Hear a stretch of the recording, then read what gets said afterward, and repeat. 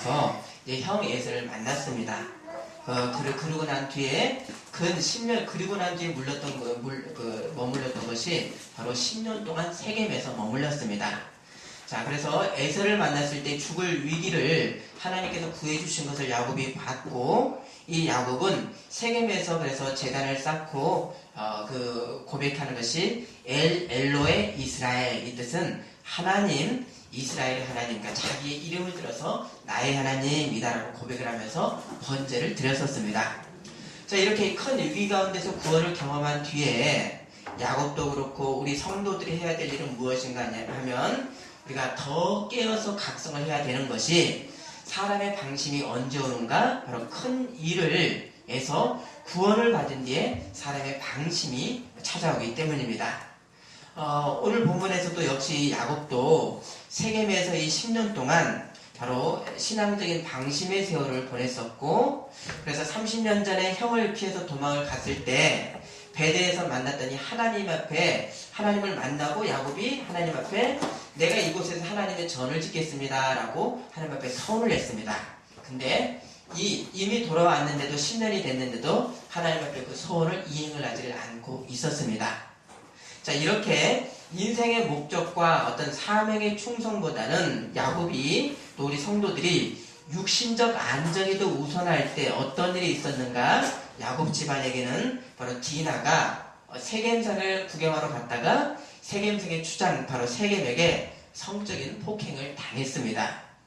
그리고 세겜이 디나를 그냥 그렇게 하고 유린을 하고 마는 것이 아니라 그냥 인간적으로 디나를 사랑을 해서 아버지 하몰을 야곱에게 보냈습니다. 그리고 청혼을 갖다가 이렇게 혼사를 청했습니다.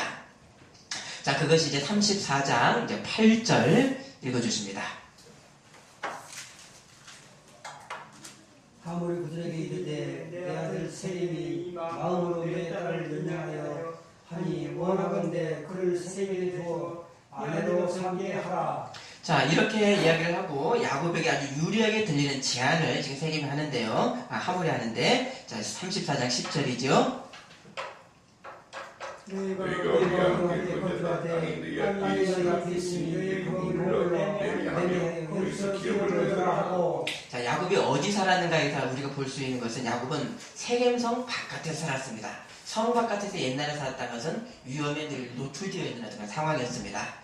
그러니까 너희가 위험하게 살지 말고 성 안으로 들어와라. 그래서 우리와 함께 물자를 교류하고 너희가 동등한 어떤 경제활동을 할 수 있는 권한을 내가 주겠다라고 아주 솔깃한 제안을 지금 하몰이 하고 있습니다. 자, 그럼 이 하몰이 이런 어떤 좋은 조건을 제안을 하는데, 결국 이것을 어떤 결과가 나올 것을 하몰은 보고 있었는가? 나중에 하몰이 성 사람들을 어떻게 설득을 하는가, 그때 그의 진심이 나옵니다. 자, 34장 23절입니다. 그러면 그들의 가축과 재산과 그들의 모든 진성이 우리의 소유가 되지 않겠느냐. 다만 그들의 말대로 하자. 그러면 그들이 우리와 함께 그것을 하리라. 자, 하몰은 얼마나 이렇게 치밀한 사람입니까? 앞날의 이득까지도 이렇게 보고 이렇게 계산을 하는 아주 정치적인 그런 사람이었습니다.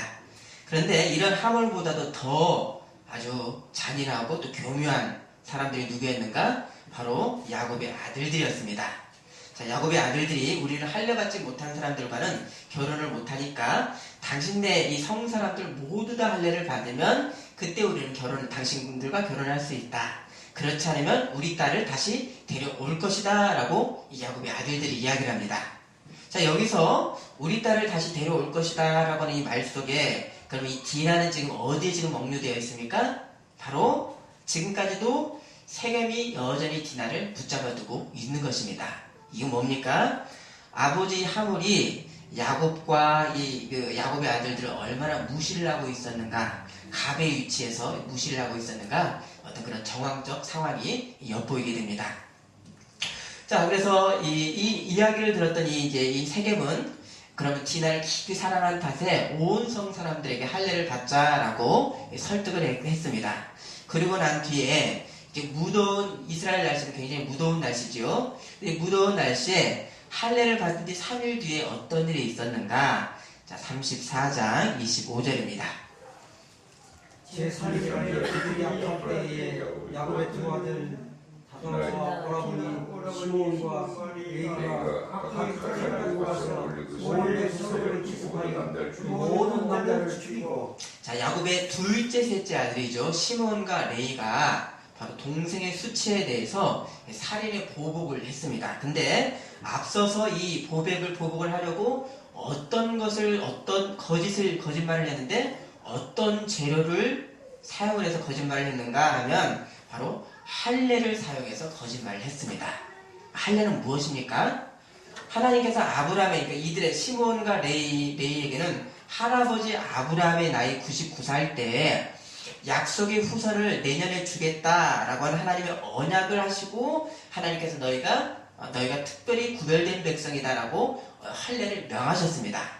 그러니까 이 아브라함 후손이 사람의 생식능력 자연법칙으로 태어난 것이 아니라 생식능력이 죽은 상태에서 태어난 특별 은총으로 아브라함 후손들이 이제 생겨났다. 너희는 구별되고 거룩한 백성들이다 라고 하는 외적인 증거가 할례였습니다. 그래서 곧 할례는 언약 백성 안에 들어오는 사람들이 받아야 될 구약적 은혜의 수단입니다. 그럼 이 할례가 신약으로 하면 무엇입니까? 바로 세례입니다. 그래서 이 할례는 구약 교회의 바로 범주의 증표입니다. 그런데 이 야곱의 아들들은 이 하나님 나라의 거룩한 외적인 증표까지도 바로 어떻게 사용을 했습니까? 자신의 원수를 갚는 살인의 수단으로 할례를 사용하는 것에 대한 어떤 그런 넘지 말아야 될 경계가 없었습니다. 모든 것을 다 사용하는 그런 류의 사람들이었습니다. 자, 이런 자세가 단기적으로는 무엇을 얻는데 이것은 얻을 수 있겠지만 결국은 바로 죽음으로 들어가는 바로 악의 자세입니다. 자, 그러면 이런 이 아들들의 성향은 어디서부터 기인했는가? 뭐 두 가지로 우리 생각할 수 있는데 아버지 야곱에게서 유전적 기질로 받았을 수도 있고 또 바단 아람에서부터 또 돌아와서 10년, 이 30년 새에 야곱의 가정사에서 아버지 야곱이 어떻게 자녀들 앞에서 행했는가 그것들이 자녀들에게 어떤 이렇게 이어진 것이 아닌가 이렇게 생각할 수가 있습니다. 자, 34장 26, 27절 읽어주십니다. 칼로 하물과 그의 아들 세겜을 죽이고 디나를 세겜의 집에서 데려오고 야곱의 여러 아들들이 그 시체 있는 성으로 가서 노력하였으니 그들이 그들의 누이를 더럽히게 하더라. 자, 누이를 더럽힌 것에 대한 아주 무서운 복수. 그러니까 온 성 남자들 다 죽이는 아주 무서운 복수를 했는데 어떻게 이렇게 할 수가 있는가 하면 이 당시 약 4,000년 전의 고도의 금동의 문화는 아내가 수치를 당하는 것보다 누이가 다른 남자에게 수치를 당하는 것을 더 심각한 문제로 여겼습니다. 자, 이유는 수치당한 아내는 이혼을 해서 남편이 새롭게 출발할 수 있었지만 누이는 그럴 수 없었기 때문입니다. 굉장히 좀 이기적인 어떤 그런 문화였었죠. 자, 그래서 이 누이의 수치에 대해서의 살인과 노략의 죄로 맞선 이 야곱 가족들은 이제 다른 부족들로부터의 이제 몰살의 위기 가운데 아주 몰살의 위기에 그냥 놓였습니다. 자, 이들의 이 불의의 악에 대항하는 방법은 어땠는가? 거룩한 이 징표인 할례마저도 살인의 도구로까지 이들은 사용을 했습니다.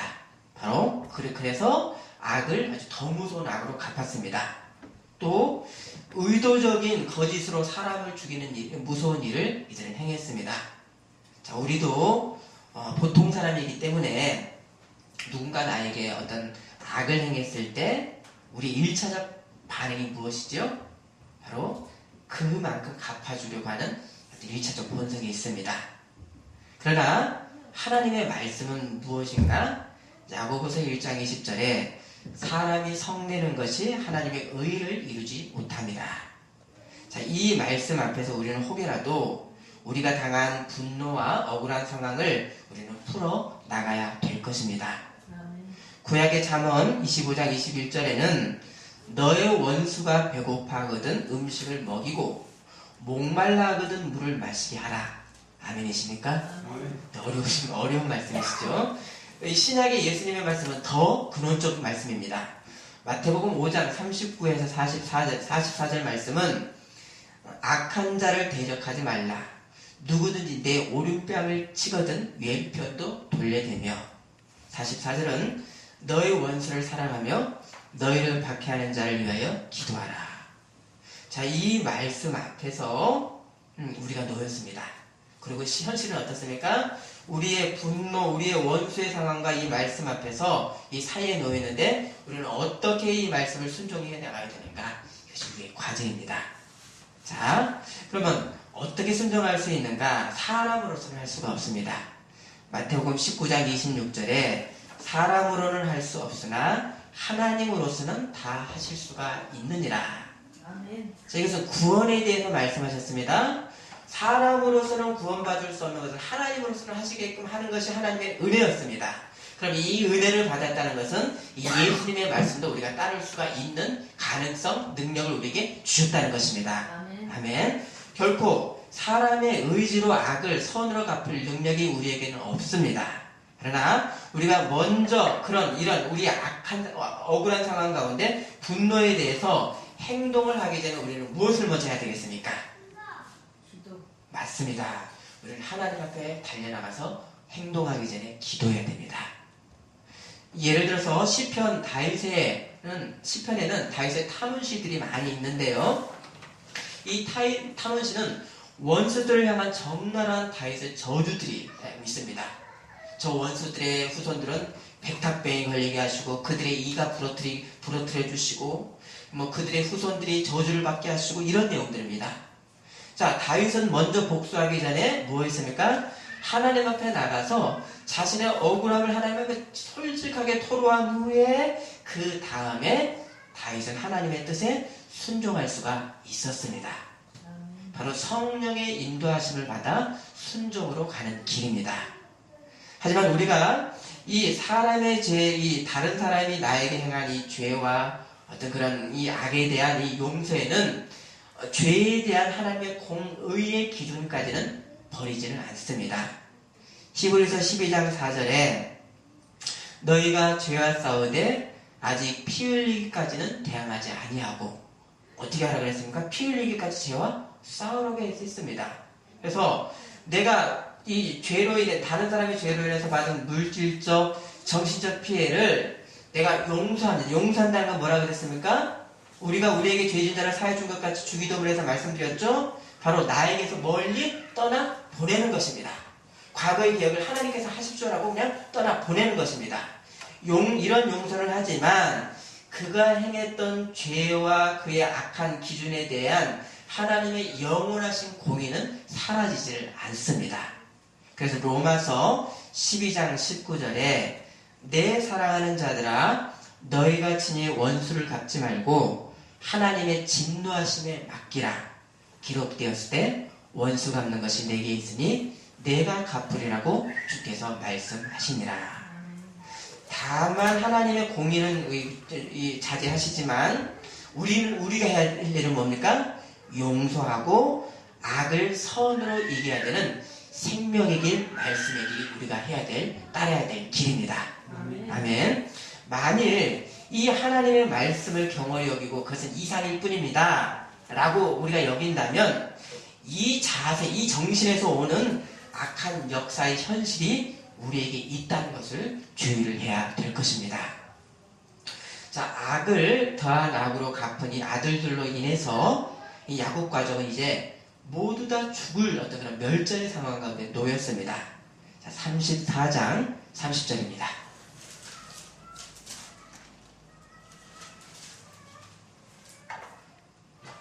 야곱이 시몬에게 이르되 너희가 내게 화를 전하러 하리고 이 땅의 주민과 가나안 족속에게 악취를 내게 하였도다. 나는 수가 나는 지는데 수가 그들이 모여 나를 치고 나를 치고 그러면 나와 내 집이 그러면 나와 멸망하리라. 내 집이 멸망하리라. 이제 야곱의 말이죠, 아들들에게.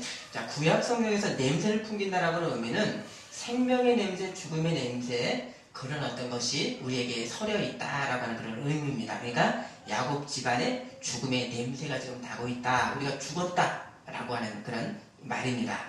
그래서 이 야곱의 전 가족에게 가장 위급한 그런 가장 위험한 어떤 상황이 생긴 그 근원적 원인이 무엇인가? 바로 하나님의 말씀에서 그 이유가 드러나게 됩니다. 35장 1절입니다. 하나님이 야곱에게 이르시되 일어나 그들을 올라가서 그 가운데 내가 내 형제에서 낯을 피하여 도망하던 때 내게 나타났던 하나님께 거기서 재단 쌓아라 하시니라. 자, 10년 전에 에서 형과 헤어진 뒤에 야곱은 이 베델로 돌아가야 되는 이 하나님의 말씀에 순종하는 것이 쉬운 어떤 일이었습니다. 그런데도 야곱은 사람이 살기에 좋은 곳에 머물러서 10년을 정착을 해버렸습니다. 자, 이런 상황, 이런 어떤 모습들, 사람 살기에 더 좋은 곳으로만 가는 이런 상황은 자, 누구에게 먼저 해당하냐면요. 먼저는 하나님의 부르심을 받아서 종이 되겠다라고 하는 저와 같은 사역자들에게 먼저 해당되는 말씀입니다. 내가 무엇을 하는 것이 하나님의 영광을 위하는 것인가? 어디가 더 하나님의 부르신 곳인가 보다 사역자들이 세상의 것을 더 누리고 더 살기 좋은 것을 우선하는 현실들이 있습니다.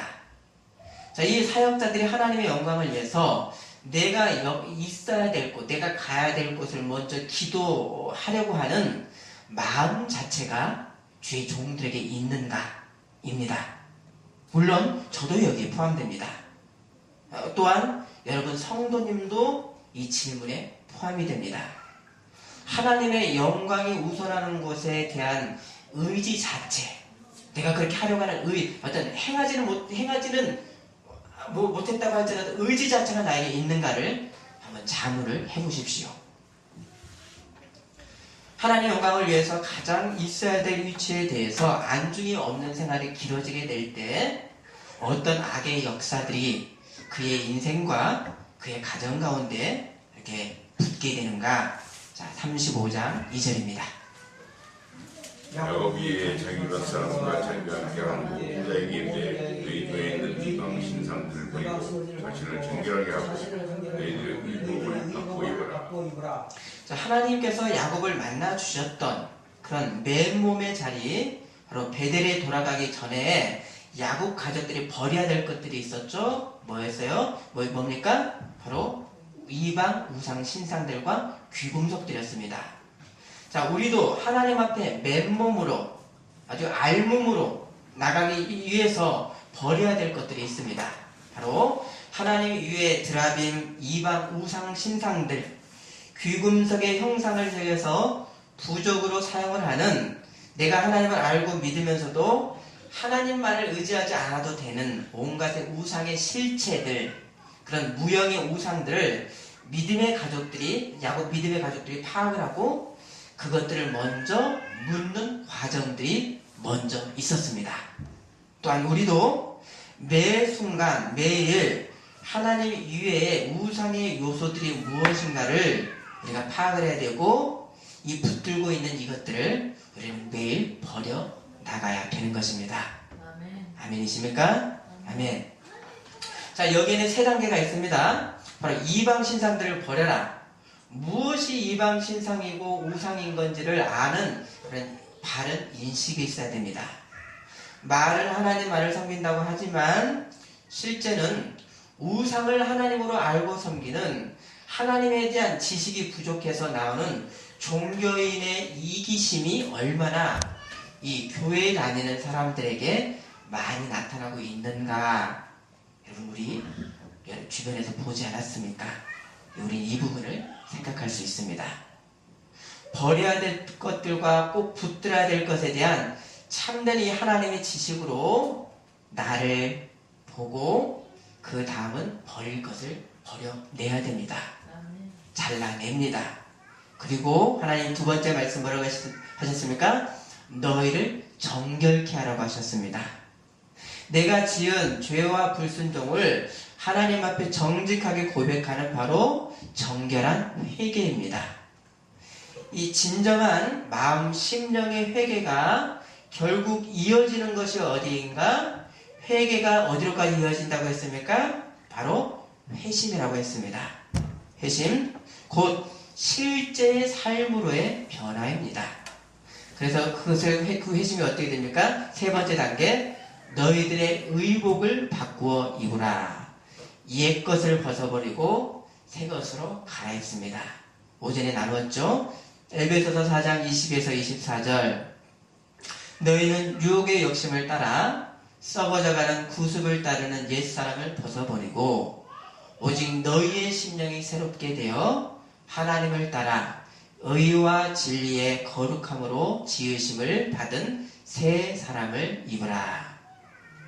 자, 이미 야곱이 30년 전에 베델에서 아무것도 없는 상태로 마치 빨개 벗은 어떤 그런 상황에서 하나님을 순전하게 야곱이 만났습니다. 또 그로부터 20년 뒤에 야곱은 야복강에서 하나님께서 나에게 복을 달라고 아주 간절히 기도를 해서 어떤 복을 받았습니까? 사람의 약함에서 하나님의 강함의 복을 받은 바로 다리 저는 야곱이 되었습니다. 하지만 다시 10년이 지난 이 세겜성에서 온 가족이 가장 위험한 상황에서 또다시 죄를 회개하고 버리고 새 옷을 입고 베들로 돌아가는 야곱과 가족들입니다. 자, 이렇게 우리 신앙의 여정은 이 땅에서는 다 이룰 수가 없는, 다함이 없는 성화의 연속 과정 가운데 우리가 있는 것입니다. 아멘이십니까? 아멘. 자, 남에게 그래서 사도 바울이 어떻게 고백을 했습니까? 내가 남에게 복음을 전파한 뒤에 도리어 버림을 당할까봐 내가 두려워해서 어떻게 한다고 했습니까? 내가 나를 매일 복종케 한다고 했습니다. 자, 이 바울의 고백과 우리의 상황이 동같습니다. 자, 이것은 왜 그렇습니까? 우리에게서 주신 이 구원의 이 영생을 빼앗을 자가 주님은 없다고 하셨습니다. 빼앗을 자가 없습니다. 그러나 또 한 가지 차원이 우리에게 뭐가 있습니까? 내 안에 있는 이 육의 본성의 위험이 있어서 육의 본성의 이 위험, 이 틈을 이용해서 대적 마귀가 우는 사자처럼 울부짖고 우리를 넘어뜨리려고 하고 있기 때문입니다. 이 두 모습이 우리 안에서 공존을 합니다. 자, 35장 4절과 5절을 읽어주십니다. 그들이 자기 그들이 자기들의 모든 지방신상들과 자기 피를 야곱이 그들을 세겜 첫사람을 나무 아래에 묻고 그들이 떠났으나 하나님이 그 사면 모들로 그에게 데려가게 하셨으므로 야곱의 아들 그 상자가 없었더라. 자, 이제 야곱이 어디로 들어갔습니까? 세겜에서 나와서 어디로 들어갔죠? 하나님을 처음 만났던 상수리나무 그 지역 이름을 바로 베델입니다. 자, 야곱이 가장 있어야 될 베델로 돌아갔었을 때 하나님 앞에 제단을 쌓고 번제를 드린 후에 하나님이 다시 야곱에게 나타나셔서 말씀하십니다. 10절에서 12절 10절 읽어주십니다. 하나님이 그에게 이르시되 내 이름이 야곱이지만 내 이름은 다시는 야곱이라 부르지 않겠고 이스라엘이 내 이름이 되리라 하시고 그가 그의 이름을 이스라엘이라 부르시고 하나님이 그에게 이르시되 나는 전능한 하나님이라 생육하고 번성하라. 한 백성과 백성들의 총회가 내게서 나오고 왕들이 내 허리에서 나오리라. 12절이요. 내가 아브라함과 이삭에게 준 땅을 내게 주고 내가 내 땅을 주리라 하시고. 자, 신앙의 이 태난 때문에 다시 넘어진 야곱을 다시 붙들어 주신 분이 누구다라고 지금 하나님 당신이 소개를 하십니까? 하나님이신데 또 하나님의 앞에 또 이름이 하나님의 어떠하심이 붙어 있습니다. 나는 전능의 하나님이다라고 있지요. 자, 이미 야곱이 하나님과 및 사람을 이긴다라고 하는 이름을 받았는데 그것이 이스라엘의 새 이름을 받았습니다. 근데 이 이름을 받아놓고도 야곱은 또다시 신앙의 후퇴로 갔었던 이 야곱을 전능의 하나님께서 다시 일으켜 세워주셨습니다. 이 믿음의 조상의 위치로 다시 올려주신 분이 바로 이 전능의 하나님이십니다. 그러면 이 야곱이라고 하는 정말 이 하나님의 은혜를 받을 수가 없는 이 악하기까지 했던 이 야곱이 어떤 존재였는가, 지금 어떤 존재였는가 하면 야곱은 이 땅에서 어떤 의미입니까?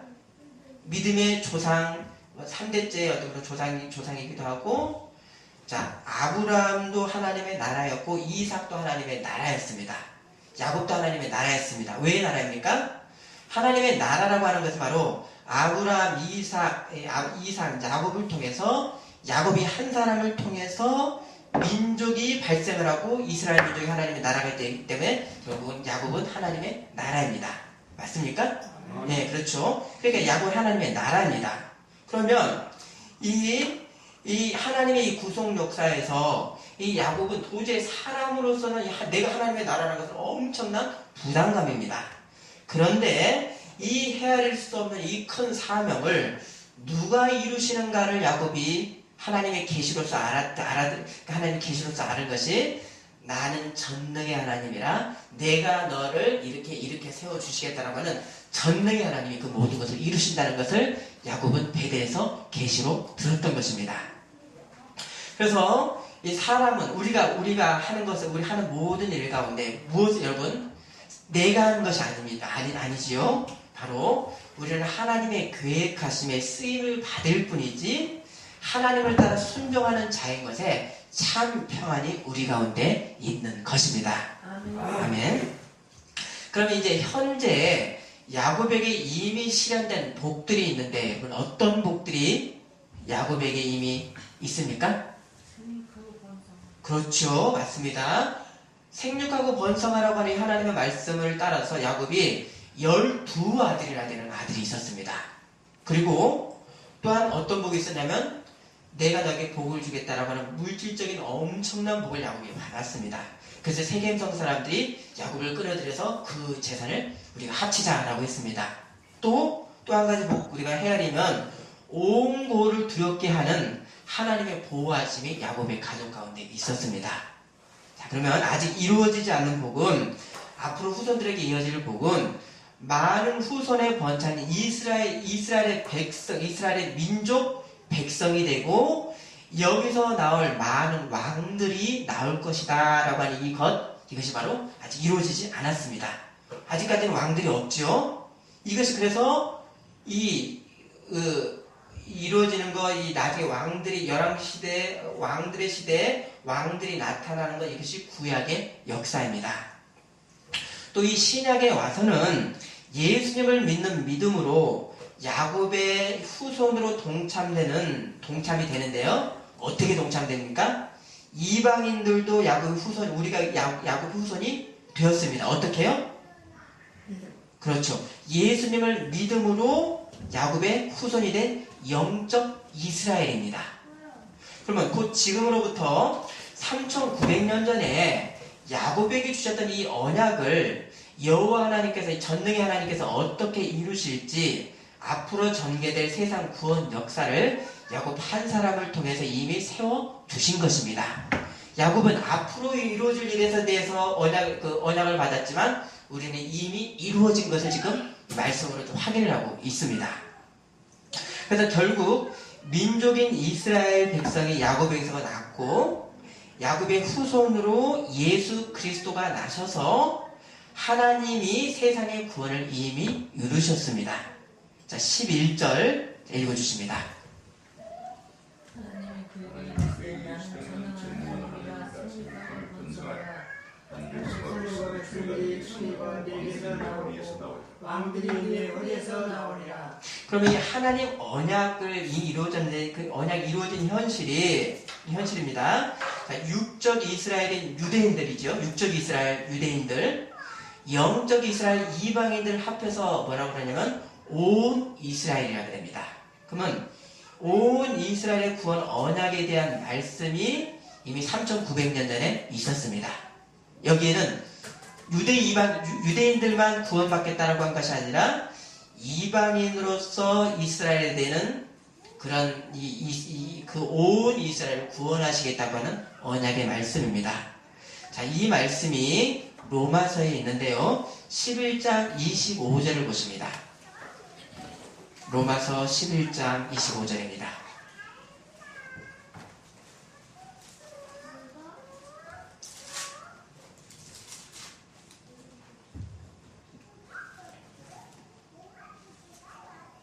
형제들아 너희가 스스로 지혜 있다 하면서 이 신비를 너희가 모르기를 내가 원하지 아니하노니 이 신비는 이방인의 충만한 수가 들어오기까지 이스라엘의 결혼을 모동하게 된 것이다.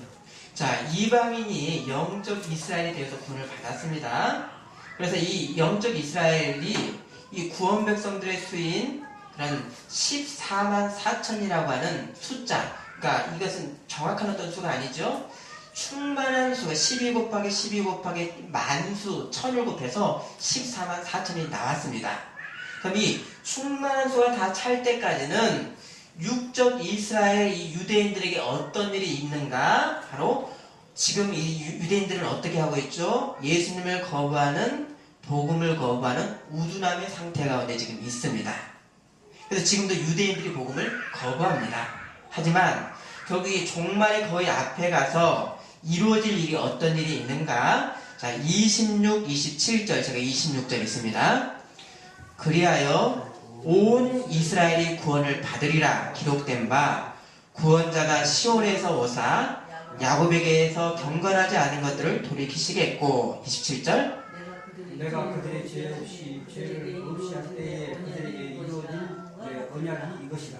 자, 예, 예수님의 이제 재림이 가까울수록 육적인 이스라엘, 그러니까 유대인들도 하나님께서 그들의 죄악에서 돌이키시는 하나님의 정하심이 이미 있었습니다. 언제 이것도 이 말씀이 계시가 되었는가? 이사야 선지자가 이미 이사야 59장에 예언을 했고요. 다시 이 말씀을 바울이 이방인들인 우리들의 구원과 유대인들의 남은 자의 최종의 구원이 하나님이 정하십니다. 라고 이렇게 로마서에다가 하나님의 말씀을 이렇게 계시를 받아서 기록을 했습니다. 곧 온 이스라엘의 구원에 정하신 육적 이스라엘, 영적 이스라엘의 온 이스라엘의 구원에 정하심이 있습니다. 자, 28절, 29절 읽어주십니다. 복음을 하면 그들의 너희로 말미암아 원수된 다시무라 하면 상수로 말미암아 조상들로 말미암아 사랑을 입은 자라 하나님의 은사와 부르심에는 후회심이 없느니라. 자, 복음을 받은 우리는 유대인들은 복음으로는 우리에게 원수가 됩니다. 그렇죠? 이들이 예수님을 계속해서 거부하고 있으니까 복음으로는 원수가 됩니다. 그것이 28절 말씀이죠. 그러나 그들은 우리보다 앞서서 하나님의 택하심을 받았던 하나님의 사랑을 받은 민족입니다. 그래서 유대인도 이방인도 구원하실 온 이스라엘로 부르실 분이 전능하신 하나님이시기 때문에 하나님에게는 후회하심이 없으십니다. 이 신약의 이 로마서의 말씀이 언제 앞서서 있었는가? 야곱에게 이미 3900년 전에 있었습니다. 또한 이 온 이스라엘 가운데 온 이스라엘, 이방인 이스라엘, 유대인 이스라엘, 온 이스라엘 가운데 어떤 왕들이 나올 거다라고 말씀하셨는데 그럼 어떤 왕들이 나왔죠?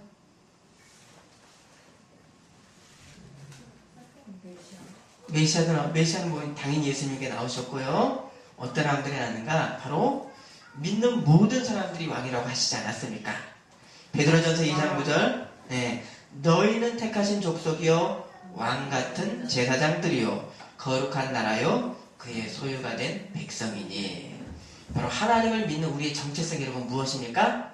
왕입니다. 아멘이십니까? 아멘.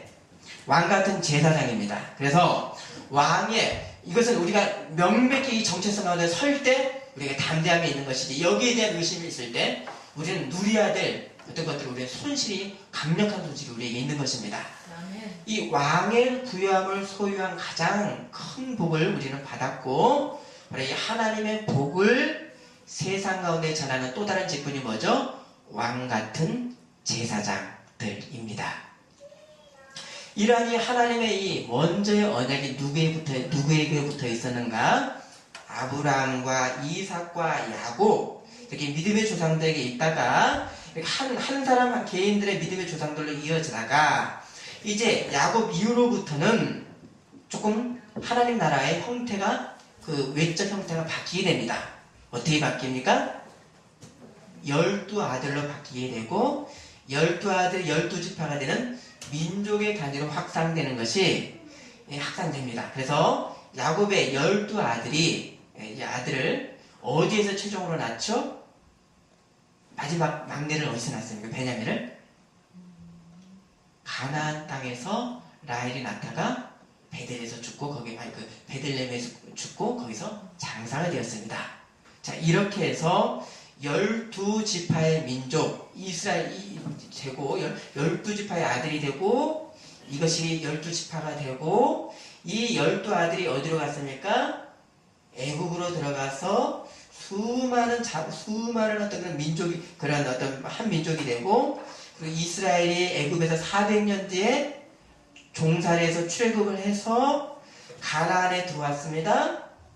하나님 나라 계속해서 이어지죠. 사사시대가 되었습니다. 다윗 왕국을 통한 이 땅의 하나님 나라의 역사가 구약의 역사이고 그리고 결국 다윗의 후손들의 계보를 쭉 따라가다가 누가 태어나셨습니까? 예수님이 태어나셨습니다. 그리고 이 신약시대는 어떻게 했습니까? 이 예수님 왕이신 예수님을 믿음으로 우리도 예수님 안에 하나가 되고 하나님 나라 백성이 되는 바로 지금 하나님 나라가 계속 끊이지 않고 이어지고 있는 것입니다. 아멘. 아멘. 자, 이제 이 야곱이 베들로 돌아가서 다시 아버지 이삭이 계시는 이제 헤브론으로 이제 내려가는 이 일로 이제 야곱이 이 믿음의 조상으로서의 그 역사가 이제 서서히 거의 이제 마무리가 되어 갑니다. 자, 이제 어떤 하나님의 나라의 또 어떤 외적인 양태가 나타나는가? 바로 12아들의 그 역사로 이어지게 되는 것이 35장, 36장의 이 과도기적 어떤 그런 내용이 되는 것입니다. 자, 지금부터의 성경은 이스라엘의 12아들이 어떻게 생육을 하고 번성을 해서 하나님의 새 나라를 건설하는가, 하나의 민족으로 발전하게 되는가, 그런 어떤 그 내용으로 이어지게 됩니다. 기도하시겠습니다.